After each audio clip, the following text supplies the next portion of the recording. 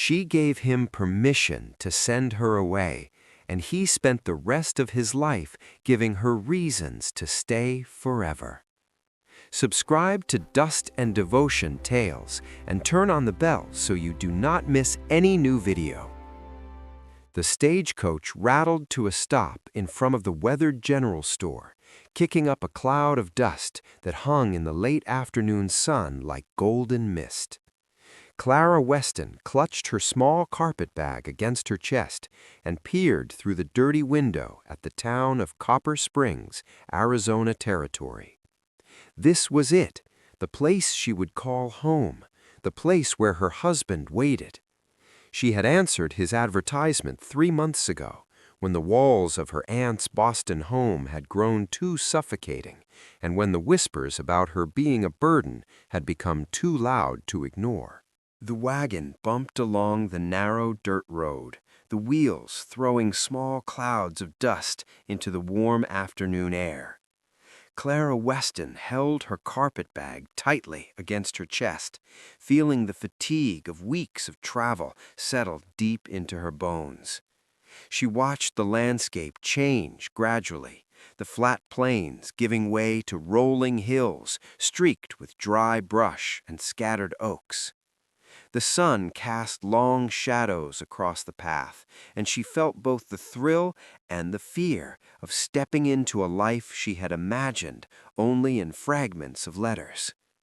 Her mind wandered to the man waiting at the end of this road, Thomas Callahan. The photographs he had sent barely captured the presence she now anticipated. In them, he was tall and rugged, with dark hair and a scar marking the left side of his face. She had clung to that image during lonely nights in Boston, imagining a life of purpose, companionship, and perhaps a quiet warmth that had been absent for so long. As the wagon approached the town, the general store came into view, its weathered boards faded by years of sun and wind. A few townspeople moved along the wooden sidewalks, their movements familiar and steady, rooted in routines that Clara had never known but would soon have to navigate. Her pulse quickened as she searched for the figure from the photograph, scanning every face, every gesture, until her eyes met the man standing near the post office. He was more imposing than the photograph suggested. Broad shoulders, hands calloused from work, yet eyes that carried a depth she had not expected. For a moment, time seemed to slow, the wagon's motion forgotten as their worlds shifted to align for the first time. He gestured toward the wagon, a silent acknowledgement of her arrival, and she stepped down carefully, her travel-worn dress brushing against the wooden boards. The ride from the town to the ranch was quiet, filled with the sounds of the wind through the hills and the low murmur of distant cattle. Thomas pointed out landmarks, an emerging schoolhouse on a hill, a creek where the cattle drank, the boundary of his property marked by a solitary oak. Clara absorbed every detail, her heart both heavy with uncertainty and light with a hope that had taken root during her journey. The ranch appeared as the sun dipped low, the house built from sturdy timber with a wide porch, inviting her into a life unknown but strangely familiar. The ranch stretched before Clara like a promise and a challenge at once. The house stood firmly on a small rise, its timber walls catching the last golden rays of the sun. A barn sat nearby, and beyond, the rolling hills were dotted with grazing cattle, their dark shapes moving slowly across the dry grass. Clara stepped onto the porch, her boots creaking against the wood, feeling both small and unexpectedly significant in this new expanse. Thomas moved with quiet purpose, unloading her single trunk from the wagon and guiding her toward the door. His hands, roughened by years of labor, lingered for a moment at her waist, and she felt a flutter in her chest she could not name. Inside, the house smelled of wood and dust, clean but sparse. The walls were bare, the windows open to the warm evening air, and the kitchen simple and functional. It was a home waiting to be filled, a space that demanded presence and patience. Clara set her few belongings carefully, arranging her dresses in the narrow wardrobe and placing her mother's Bible on a small table beside the bed. The room was modest, yet she found herself imagining it filled with light, life, and the quiet joy of routine. Outside, she watched Thomas move toward the barn, his shoulders tense but his movements assured. She sensed the weight he carried, the responsibility of the land, and the burden of solitude that had likely defined him for years. Evening fell, and the sky turned to shades of deep purple and gold. They sat on the porch, the air cooling around them as stars began to appear one by one. Silence settled, heavy but not uncomfortable, a reflection of the unspoken thoughts and expectations between them. Clara felt the tension of anticipation, the subtle pull of something more than mere companionship. Each glance, each fleeting gesture held a weight, a possibility that neither of them dared name fully. The land around them seemed to breathe with the rhythms of work and waiting, of seasons changing, and time measured by growth and labor. Clara felt the enormity of the life she had chosen, the blend of uncertainty and promise that came with stepping into another person's world. She realized that every corner of the ranch, every shadow and sunlit space would soon hold traces of her presence, her care, and her desire to belong. The first night approached quietly, leaving the porch and the hills bathed in silver light. Clara settled into the rhythm of the ranch, aware that this was only the beginning of a life that demanded courage, patience, and a heart willing to grow alongside another. The mornings on the ranch arrived slowly, the light spilling over the hills and painting the land in pale gold. Clara woke to the sound of distant cattle and the faint creak of the barn doors. She moved quietly, not wanting to disturb the rhythm of the farm, and stepped outside to feel the chill of the early air. The wind carried the scent of dry earth and hay, a fragrance that was rough but honest, grounding her in the reality of this life.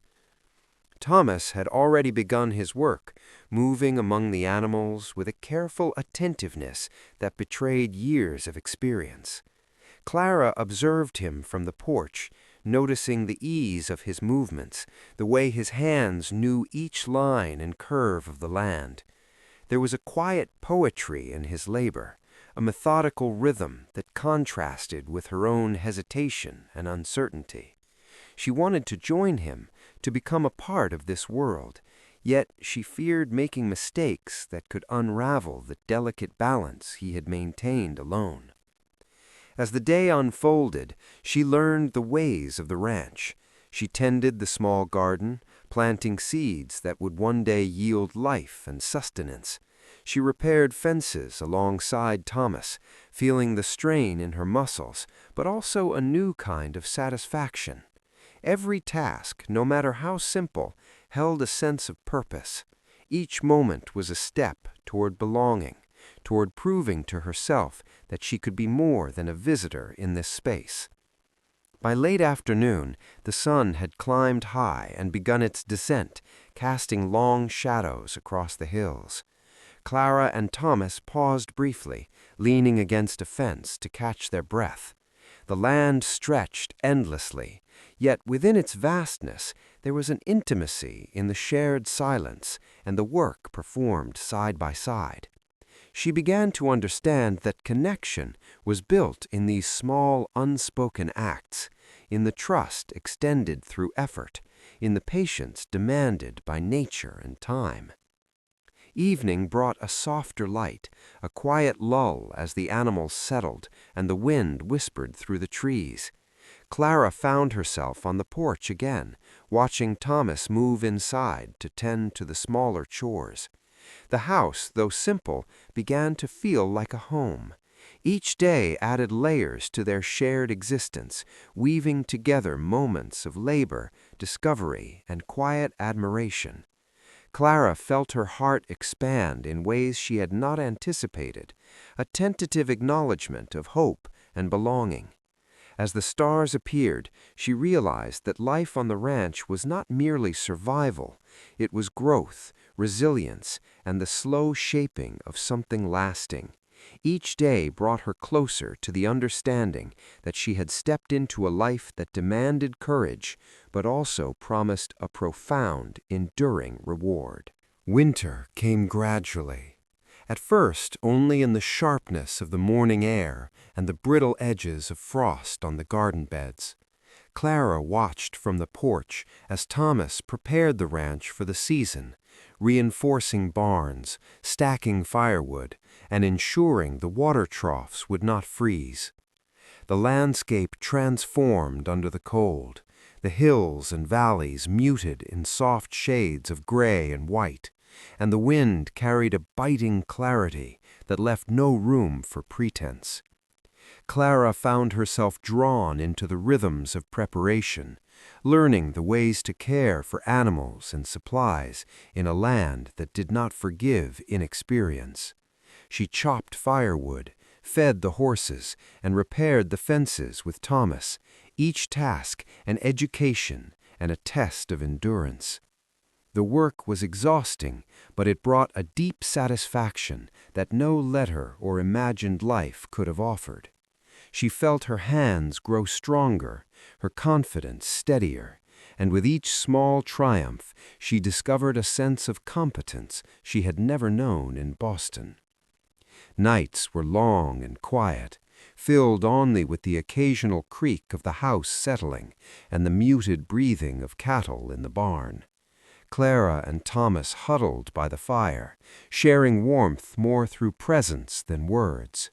They filled the silence with small gestures, mending worn clothing, preparing meals together, and sharing fleeting glances that spoke of trust and growing affection. In these moments, the house began to feel alive with intimacy and purpose. One particularly harsh week brought snow deep enough to trap them indoors. The world beyond the ranch disappeared under a seamless white, isolating them in a cocoon of cold and stillness.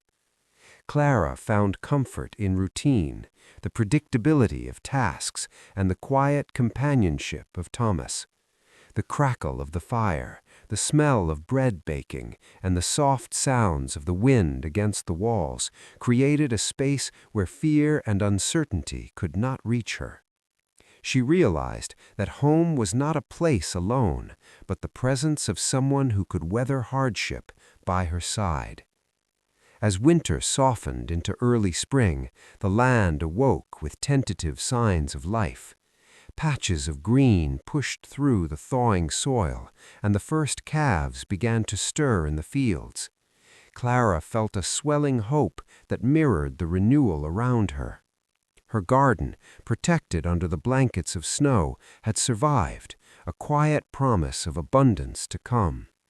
Each day, the bond with Thomas deepened, strengthened by shared labor, silent understanding, and the slow, unspoken recognition that their lives were now intertwined. By the time the sun warmed the land again, Clara understood that the ranch had transformed her. It had shaped her body and mind, but more importantly, it had opened her heart to the possibilities of enduring love, trust, and a future built together, one day at a time. Spring settled over the ranch with a quiet insistence, bringing light that stretched across the hills and made the air feel warmer, softer, and alive with possibility. Clara rose before dawn each day, moving through the house with the ease of someone who belonged, tending to the kitchen, the garden, and the small animals that had begun to flourish under her care. Every task, no matter how small, was imbued with meaning, a stitch in the fabric of the life she was building with Thomas. Thomas worked alongside her whenever he could, checking fences, guiding cattle, and repairing the windmill that supplied water to the distant fields. Clara noticed how his movements carried a new rhythm, how he smiled more easily, and how his hands, calloused and strong, seemed gentler when they brushed against hers. Their shared labor created a language of quiet understanding, one that needed no words to convey trust, reliance, and a deepening affection that neither had fully dared to name. The garden began to bloom in earnest, a riot of colors against the earthy browns of the ranch.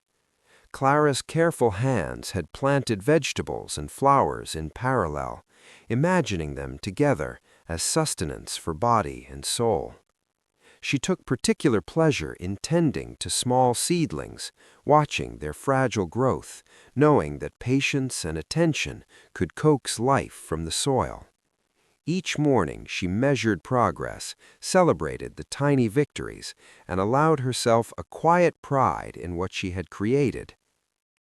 Evenings were a time of reflection, as the sun dipped behind the mountains and painted the sky in bruised purples and deep golds. Clara and Thomas would sit on the porch, shoulders touching, watching the world slow and darken. The laughter of animals, the distant call of birds, and the scent of fresh earth mingled with the warmth of their closeness. Clara felt a certainty that had been absent from her life for years, a conviction that she was home, that this place and this man were hers in the most profound sense. It was during this spring that Clara realized she carried a new secret, one that filled her with both awe and nervous anticipation. She felt the tiny stirrings of life inside her, a rhythm that echoed the awakening land. In that quiet revelation, she understood the depth of their connection, the commitment unspoken but shared, and the extraordinary promise of the family they would create together. Every touch, every glance, every shared moment now held a weight of hope and responsibility, an unspoken pledge to protect and nurture what had begun. By the end of the season, the ranch was transformed not only by nature's revival, but by the steadfast devotion of two hearts intertwined. Clara walked the fields with a quiet reverence, the soil rich under her boots, and felt the pulse of life that now included more than just her own. She knew that what they had built was fragile and precious, a life worth protecting, tending, and loving with every part of themselves. Summer arrived with a quiet persistence, spreading heat across the ranch and turning the grass to gold under the midday sun. Clara moved through the house with a sense of certainty, tending to the children who had begun to fill the space with laughter, questions, and small, chaotic joys. The rhythm of daily life had settled into a comforting pattern. Meals, chores, lessons, and play, all stitched together with the invisible thread of devotion that ran between her and Thomas. Thomas spent long hours in the fields, overseeing the cattle, repairing fences, and ensuring the water system ran smoothly. Yet, every evening, without fail, he returned to the porch, where Clara awaited with the children playing at her feet.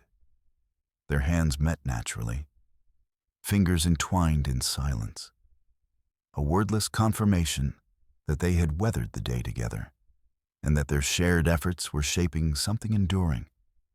Clara watched him quietly, noticing the soft lines forming around his eyes from years of hard work and sun, and felt a deep swell of gratitude and love. The garden flourished under Clara's care, producing vegetables for the table, flowers for the windows, and an enduring sense of accomplishment that grounded her in this life she had once only imagined. She taught the children to plant and nurture, to respect the rhythms of the land, and in the process, she saw them learning more than just work. They were absorbing the lessons of patience, resilience, and connection to something greater than themselves. Winter came with its expected harshness, but it no longer felt threatening. Fires crackled in the hearth, blankets were drawn tight, and the family huddled close during the long nights. Clara and Thomas read aloud from well-worn books, played quiet games, and let the world outside slip into the background. Each day reaffirmed their choice, their commitment, and the love that had blossomed slowly but steadily over seasons of toil, reflection, and shared wonder. Years passed in a cadence that blended work and laughter, sorrow and joy. The ranch thrived, the children grew, and the house became a repository of memories, love, and the quiet victories of ordinary days made extraordinary by care and devotion.